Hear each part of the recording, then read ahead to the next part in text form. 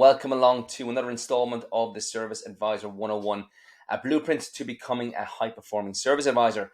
Today we are on element 3, Prioritise, and we're on the third snippet of it, which is high-performing service advisors prioritize customer rapport.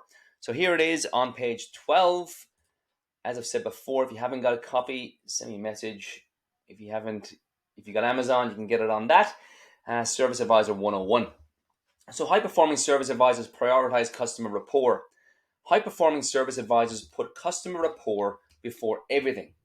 It's all too often I see service advisors going straight to processing customers. By that, I mean they approach every customer in a rational way and don't take the time to connect with them on an emotional level. I love to tell service advisors that rapport is like an insurance policy that you need to invest in at the beginning of the day. If something goes wrong later in the day, the earlier investment allows you to cash in on the rapport. You should find that the customer will be a lot more empathetic to the situation as you treated them like a human, not just another number. Prioritize customer rapport. Now, before we talk about prioritizing customer rapport, it's critical that we understand what rapport actually is.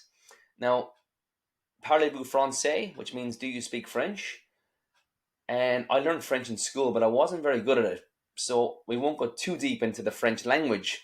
But why am I talking about French? Because rapport is the French word for relationship. R-A-P-P-O-R-T. It means relationship in French. So in many ways, we are building relationships with people.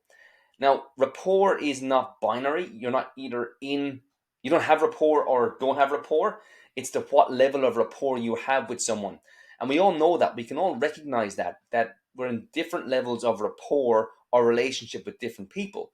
If you are married, if you are in an intimate relationship, you are in the highest level of rapport. Okay, so your colleagues, you're in a totally different level of rapport with your colleagues, with your manager, with your customer. However, it's to what level of rapport are you in with them? Do they trust you? A small bit. And that's absolutely essential. So high-performing service advisors put rapport before everything.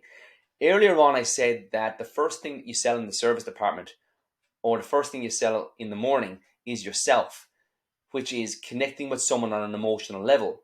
We spoke earlier on about DISC personality profiling, and DISC personality profiling is a system or a strategy that allows you to identify a style of someone very, very quickly and then adapt your personality to theirs, as opposed to butting heads with them and trying to figure out why they are totally obnoxious or totally different to you, or their values and their motives or their motivations are very, very different to yours.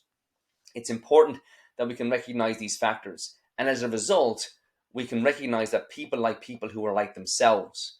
So rapport is a feeling that you have about someone. It's just a feeling. It's a feeling that, yeah, I like this guy. Oh yeah, I like this person. I don't know, there's just something about them that they make me feel good. And we can all recognize that. And I've said this in this piece. By that I mean that they approach every customer in a rational way and they don't take the time to connect with them on an emotional level.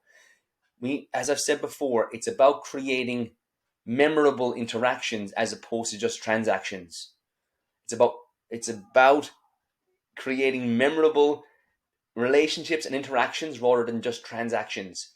And we can all recognize those things. We can all recognize a host or a waiter or a waitress or whatever it is at a restaurant or at a bar or at an event who just brings it to life as opposed to just processing. They're connecting. And as advisors, if we're selling invisible stuff, again, I've spoken about invisible stuff through some of these sessions. If we're selling invisible things, they need to like us first. The likeness leads to trust. The trust leads to sales. But if we don't connect on an emotional level first, you can forget about those sales. So from there, I love to tell service advisors that rapport is like an insurance policy that you need to invest in at the beginning of the day. If something goes wrong later in the day, the earlier investment allows you to cash in on that rapport.